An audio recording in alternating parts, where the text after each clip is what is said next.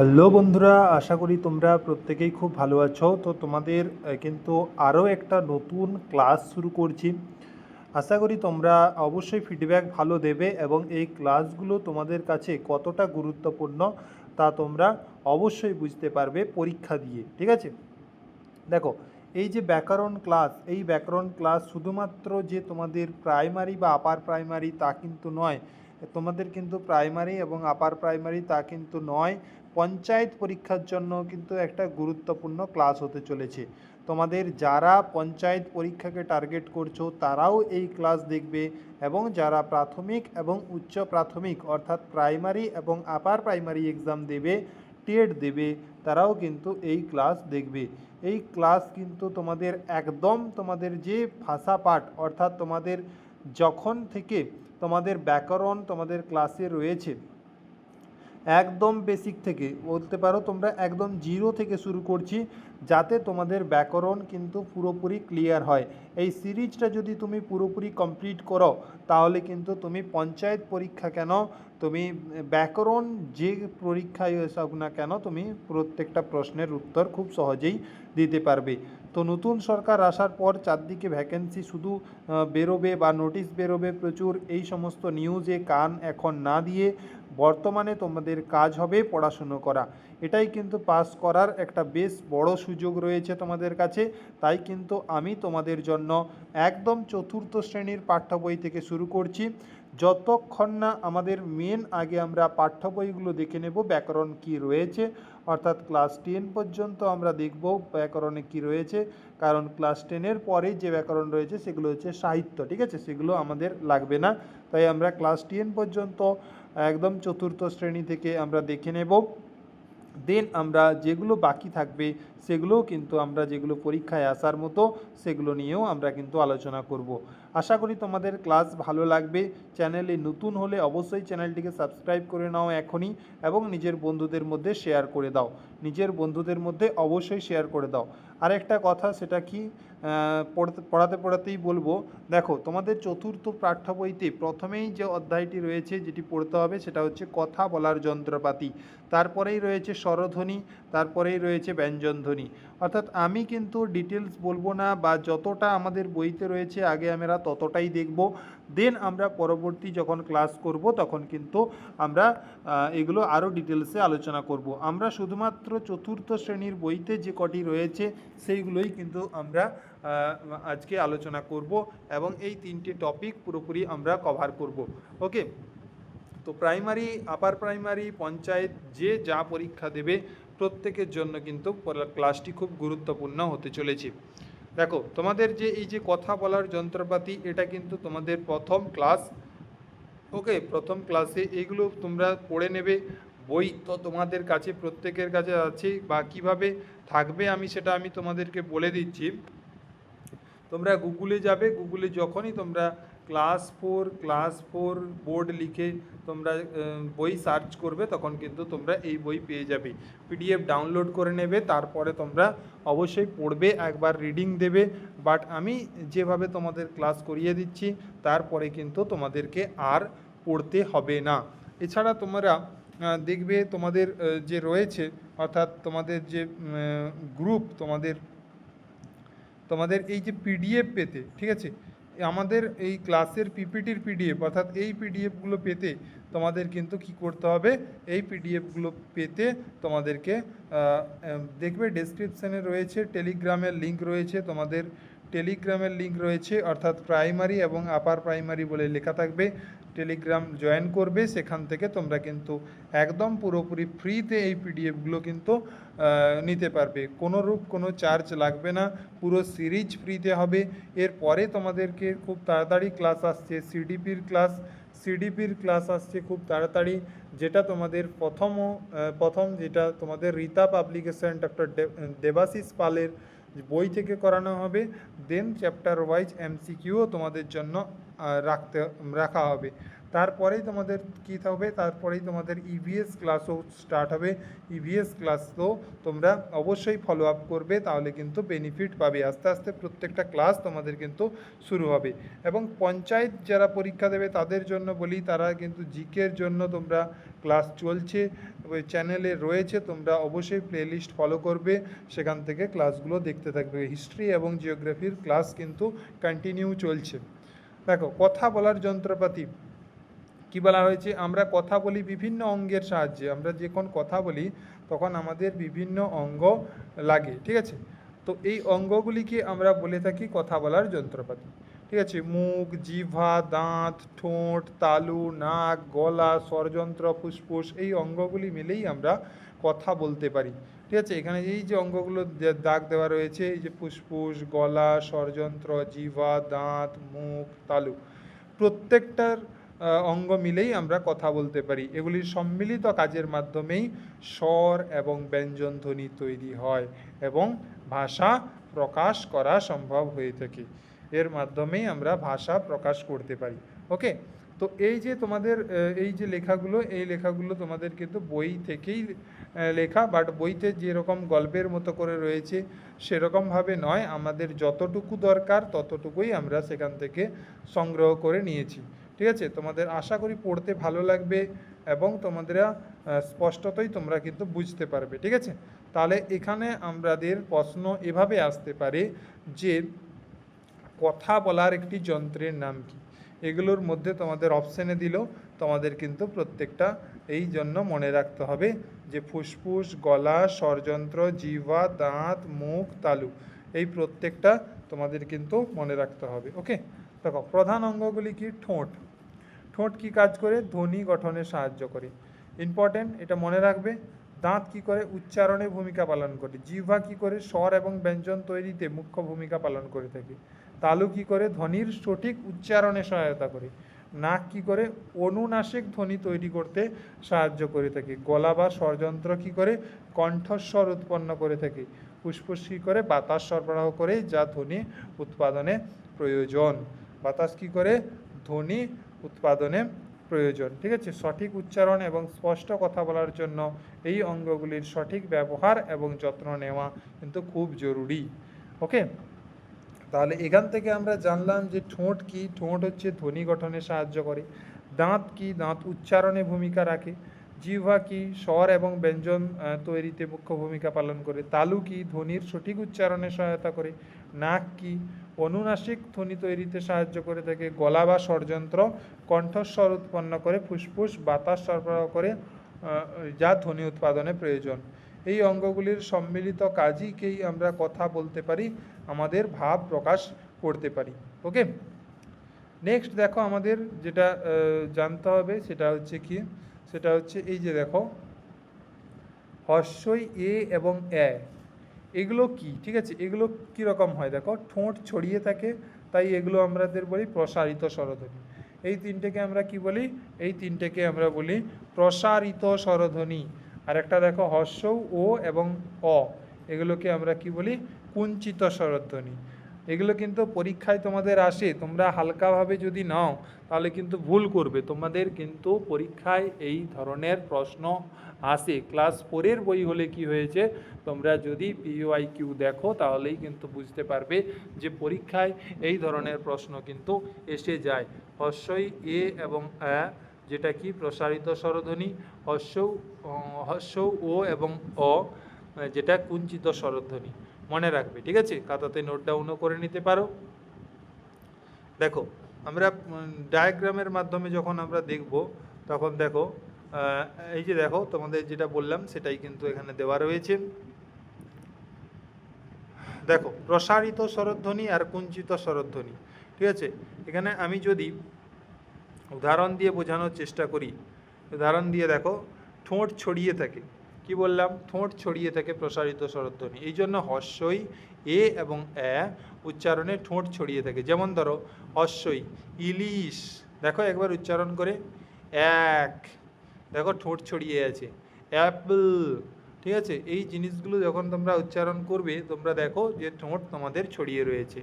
আর ঠোঁট কুঁচকে গোল হয়ে বা কুঞ্চিত স্বরধ্বনি, ঠিক আছে। যেমন ধরো ও, ঠিক আছে, একটু উল বা ওলকপি, অজগর, দেখো তোমাদের ঠোঁট কিন্তু কুঞ্চিত হচ্ছে। তোমরা একবার নিজেরা উচ্চারণ করে দেখো তাহলে কিন্তু বুঝতে পারবে। এরকম উদাহরণ সহকারে তোমরা যদি মনে রাখো তাহলে কিন্তু তোমাদের দীর্ঘদিন জিনিসগুলো মনে থাকবে। তাহলে এখানে আমাদের প্রসারিত স্বরধ্বনি হচ্ছে গিয়ে অর্থাৎ ঠোঁট ছড়িয়ে থাকে যেগুলো, যেমন ইলিশ, এক, আপেল, অর্থাৎ হস্যই এ এবং আ, আর হস্যও ও এবং অ, যেমন অজগর, ওলকপি, উল, এগুলো কিন্তু তোমাদের কি হয়, এগুলো তোমাদের কি হয় না ঠোঁট কুঞ্চিত থাকে। নেক্সট দেখো, এক একটা স্বরধ্বনি উচ্চারণের সময় মুখের কীরকম অবস্থান থাকে সেটা আমরা কিন্তু একটু জেনে নেব। দেখো, যখন আমরা হস্যই উচ্চারণ করি, হস্যই, দেখো হস্যই জিভ এগিয়ে থাকে এবং সামনেটা ওপরে ওঠে, সামনেটা ওপরে ওঠে। হস্যৌ, হস্যৌ দেখো জিভ গুটিয়ে থাকে কিন্তু সামনেটা উপরে থাকে। দেখো জিভ এগিয়ে থাকে, এ করো একবার উচ্চারণ নিজেরা, এ জিভ এগিয়ে আছে। জিভ গুটিয়ে দেখো, ও, ও করো, ও একবার বলো মুখে, থাকবে জিভ তোমাদের গুটিয়ে রয়েছে।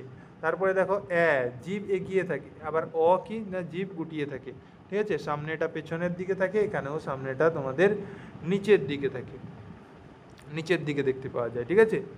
এইগুলো তোমাদেরকে একটু মাথায় রাখতে হবে এবং এগুলো থেকে তোমাদের কিন্তু প্রশ্ন হুবাহুব চলে আসে, হুবাহুব চলে আসে।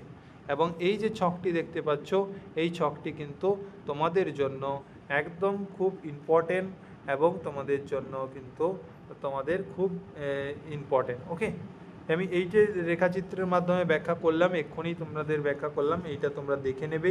হর্ষই দেখো জীব এগিয়ে থাকে, হর্ষও জীব গুটিয়ে থাকে, এ জীব এগিয়ে থাকে, ও জীব গুটিয়ে থাকে, এ জীব এগিয়ে থাকে, অ জীব গুটিয়ে থাকে। ওকে, নেক্সট যে ছকটা নিয়ে আমরা কথা বলবো সেটা হচ্ছে এইটা। এটা তোমাদের কিন্তু একটা বেশ ইম্পর্টেন্ট, আমাদের এখান থেকে প্রশ্নও হয়।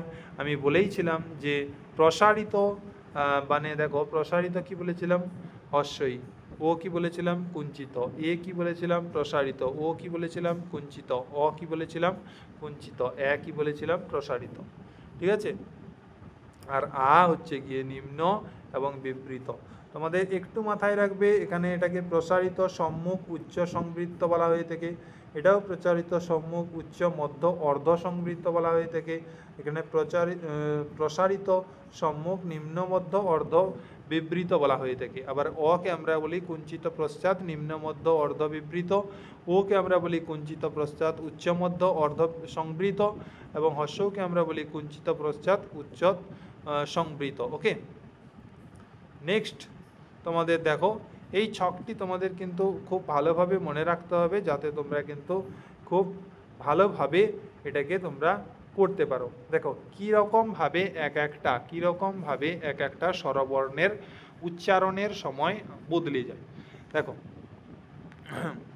তো শব্দের স্বরবর্ণের অবস্থান বদলা নিয়ে মুখের অঙ্গভঙ্গের চালনায় পরিবর্তন হয়। পাশের ব্যঞ্জনের প্রভাবেও স্বরবর্ণের ধ্বনির রূপ কিছুটা বদলে যায়। এটি বাংলা উচ্চারণকে আরও স্বাভাবিক এবং কি করে সুরেলা করে তোলে। স্বরবর্ণের অবস্থান এবং উচ্চারণের পরিবর্তন যদি আমি দেখি, দেখো এখানে হস্যই কি, হস্যই হচ্ছে গিয়ে প্রারম্ভিক সম্পূর্ণ বা প্রসারিত সম্পূর্ণ উচ্চ সংবৃত। এ কি, প্রসারিত সম্পূর্ণ উচ্চ মধ্য অর্ধ সংবৃত। এ কি হবে, প্রসারিত সম্পূর্ণ নিম্ন মধ্য অর্ধ সংবৃত।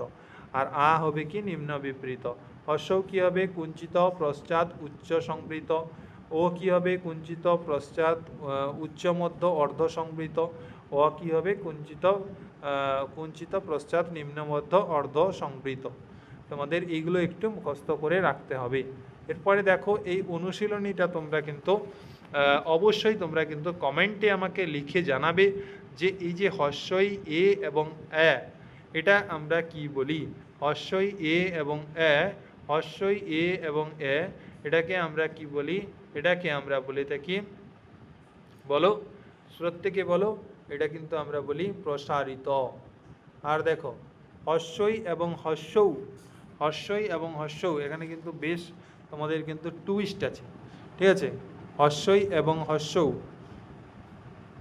আরেকটা দেখো, আরেকটা আমরা যদি খুঁজে বার করার চেষ্টা করি, সেটা হচ্ছে গিয়ে তোমাদের দেখো, তোমাদের একটু দেওয়া রয়েছে,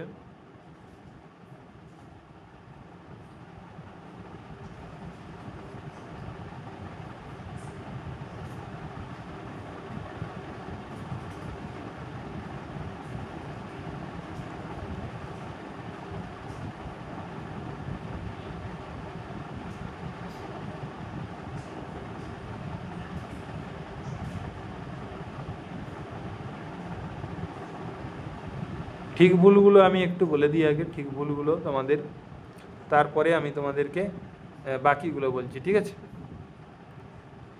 দেখো, যখন ও দেখবে, ও কি ধ্বনি কুঞ্চিত সম্মুখ উচ্চমধ্য স্বরধ্বনি, এটা কিন্তু ভুল রয়েছে আমাদের। ও হচ্ছে ধ্বনি কুঞ্চিত পশ্চাৎ উচ্চমধ্য স্বরধ্বনি। এর ক্ষেত্রে আমরা জীব গুটিয়ে থাকে, সামনেটা অল্প উঠে থাকে, জীব সামনের দিকে থাকে, জীব গুটিয়ে থাকে নয়, এটাও ভুল আমাদের। তারপরে ও, অ, ও, অ, ও, এখানে কুঞ্চিত স্বরধ্বনি, এটা ঠিক অবশ্যই, তিনটি আমাদের কুঞ্চিত স্বরধ্বনি। এ এবং অ দুটোই হচ্ছে কি অর্ধবিবৃত স্বরধ্বনি, এটা ভুল হবে। এ হচ্ছে অর্ধবিবৃত এবং র হচ্ছে অর্ধবিবৃত। ওকে, এখানে দেখো এই যে ধরনগুলো রয়েছে আমাদের, এখানে দেখো প্রসারিতকে আমরা কি বলবো, হস্যই এ এবং এ। হস্যস্বর অর্থাৎ কুঞ্চিত আমরা কি বলবো, অ, আ, অ, আকাশ, ঈশ্বর, আকাশ, ঈশ্বর, উট, ঠিক আছে? এবং সম্মুখ কি বলবো, হস্যই এ এবং এ। সংবৃত কি বলবো আমরা, ও, হস্যৌ এবং অ। দীর্ঘস্বর কি বলবো, এ, দীর্ঘই এবং ও, ঠিক আছে? এগুলো তোমাদের কিন্তু একটু দেখে তোমরা কিন্তু আমাকে কমেন্ট বক্সে জানাবে যে কোনটা ভুল আছে এখানে।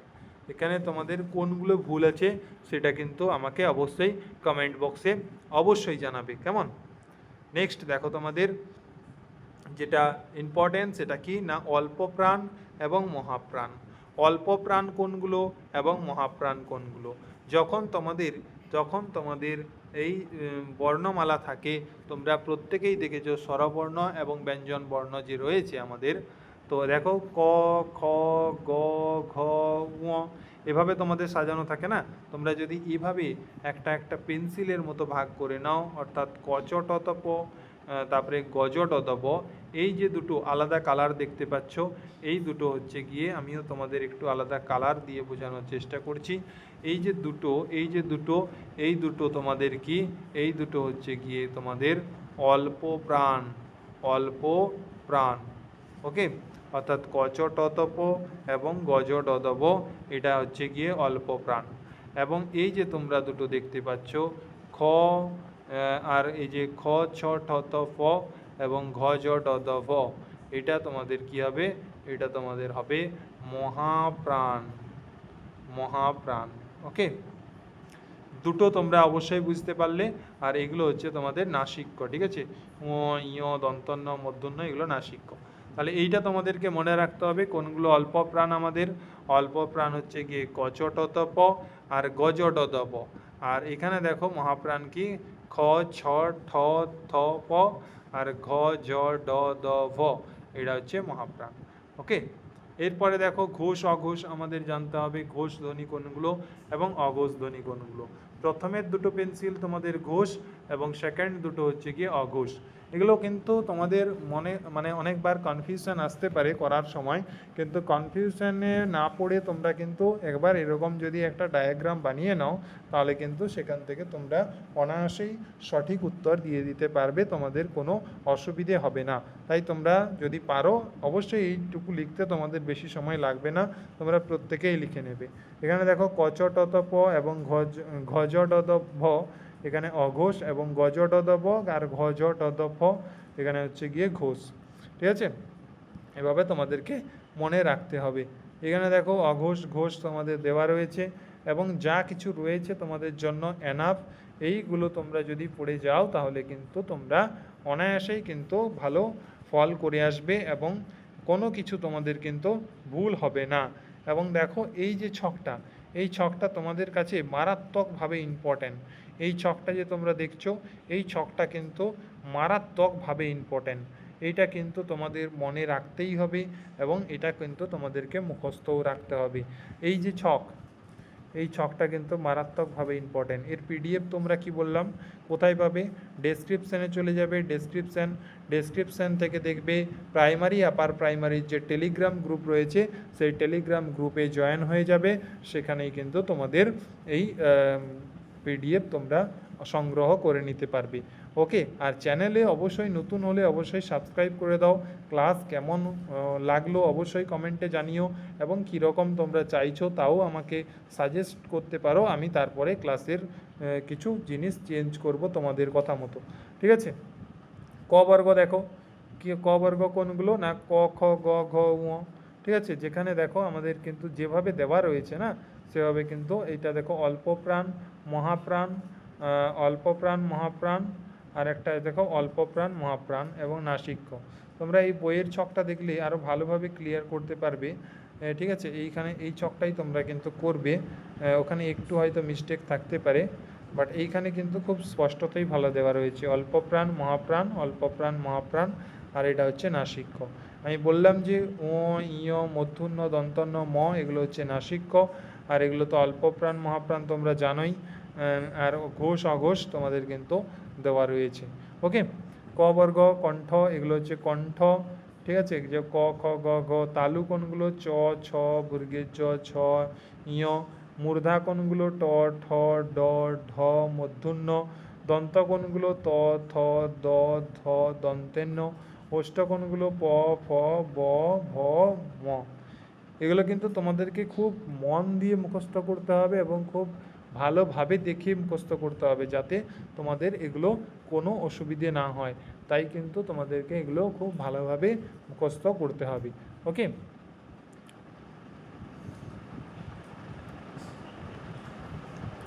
দেখো নেক্সট আমাদের এই যে এই জিনিসগুলো একটু আমাদের জানতে হবে। যখনই তোমরা তোমাদের হোমওয়ার্ক দিচ্ছি, যখনই তোমরা করে ফেলবে ওই ছকটা মুখস্থ, ঠিক আছে, ওই ছকটা যখনই তোমাদের মুখস্থ করে ফেলবে, এইটা কিন্তু তোমরা কি করবে, এই প্রশ্নটার তোমরা উত্তর করার চেষ্টা করবে। অর্থাৎ বাম দিক এবং ডান দিক তোমরা কিন্তু মেলাবে, বাম দিক ও ডান দিক তোমরা কিন্তু মেলাবে, আগে মেলাবে, তারপরে কিন্তু তোমরা কি করবে, উত্তর করার চেষ্টা করবে। ওকে, তার আগে কিন্তু উত্তর করার চেষ্টা করবে না, এইটা তোমরা অবশ্যই মেলাবে। এর উত্তর কিন্তু তোমাদের শেষে করে দেওয়া আছে, এর উত্তর কিন্তু তারপরে মেলাবে। ঠিক আছে, আগে কি করতে হবে, আগে তোমাদের ছকটাকে ভালোভাবে মুখস্থ করতে হবে। ছকটা মুখস্থ করার পর তোমরা কিন্তু এই ছকটি ভালোভাবে মেলাবে, তাহলে কিন্তু তোমাদের টেস্ট তোমরা নিজেরাই করতে পারবে। এই যে কটি, এই যে 1 2 3 তোমাদের দিয়েছি, এই 1 2 3-এর কিন্তু অনুশীলনী তোমরা কিন্তু কমপ্লিট করবে, এবং না দেখে আগে তোমরা ছক মুখস্থ করবে। তো পড়া এইভাবেই হবে। ঠিক আছে, মানে এর থেকে যদি বেশি বদমাশি করতে চাও তাহলে কিন্তু পড়াশোনা হবে না। আমি ভালো কথা বলছি, আমি চাইলে তোমাদের উত্তরগুলো বলে দিতে পারতাম, বাট বলবো না, কারণ তোমরা আমি চাইছি তোমরা নিজেরা পড়া করো। ঠিক আছে, ছোটোবেলার মতো তোমরা আমি পড়া দেবো, সেই পড়াটাকে কন্টিনিউ করো, তাহলে কিন্তু দেখবে তোমাদের শিখে যাবে, তোমরা অনেক কিছুই শিখে যাবে। তো এখান থেকে যেহেতু তোমাদের প্রচুর পরিমাণে প্রশ্ন হয়, তাই কিন্তু 1 2 3 যে অনুশীলনী দিয়েছি, এই অনুশীলনী তোমাদেরকে কিন্তু কমপ্লিট করতে হবে। এবং এই পিডিএফ তোমরা বলেই দিলাম যে এই পিডিএফ তোমরা ডেসক্রিপশানে দেখবে টেলিগ্রামের লিঙ্ক রয়েছে, সেই টেলিগ্রাম থেকে তোমরা কিন্তু সংগ্রহ করে নেবে। ডেসক্রিপশান থেকে টেলিগ্রামের যে লিঙ্ক রয়েছে, ডেসক্রিপশান থেকে তোমরা অবশ্যই তোমরা কিন্তু মানে কি বলবো, সংগ্রহ করে নেবে টেলিগ্রাম। ঠিক আছে, টেলিগ্রামের লিঙ্ক রয়েছে, সেখান থেকে তোমরা কিন্তু অবশ্যই এর পিডিএফ সংগ্রহ করে নেবে একদম ফ্রিতে, এগুলোতে কোনো চার্জ দিতে হবে না। তো ক্লাস যদি ভালো লেগে থাকে, তোমাদের বেশ কিছু ক্লাস দেখো তোমরা, ক্লাস তোমাদের ভালো যদি লাগে তাহলে কিন্তু তোমরা অবশ্যই এখানে ক্লাস করতে থাকো কন্টিনিউ, এবং তোমাদের পুরোপুরি ফ্রিতে তোমরা কিন্তু এখানে সমস্ত কিছু পেয়ে যাবে। টেলিগ্রামে জয়েন হয়ে যাও, তোমাদের কিন্তু আর তোমরা এই অনুশীলনীর কাজটা কিন্তু অবশ্যই তোমাদেরকে করে দেখাতে হবে। ওকে, আমাকে দেখাতে হবে না, নিজের কাছে যতক্ষণ সৎ থাকবে ততক্ষণ কিন্তু তুমি ভালো থাকবে। ঠিক আছে, ততক্ষণ আমাকে হয়তো তুমি দেখিয়ে দিলে তা কিন্তু বড় জিনিস নয়, তোমাদের নিজেকে করতে হবে।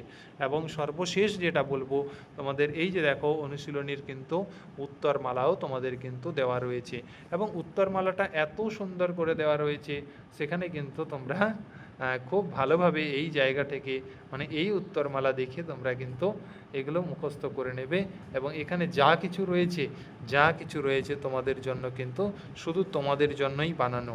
ওকে, এই যে তোমাদের জন্যই কিন্তু বানানো, এর বাইরে তোমাদের কিন্তু কোনো প্রশ্ন আসবে না। এবং এখান থেকে তোমাদের কিন্তু প্রশ্ন যদি না আসে তাহলে আমাকে কিন্তু বলবে। এই যে পিপিটি তোমাদের বানানো হয়েছে, এই যে দেখো প্রত্যেকটা জিনিস তোমাদের ক্লিয়ার করা হয়েছে, এই পিপিটিতে থেকেই তোমাদের কিন্তু প্রশ্ন এসে যাবে।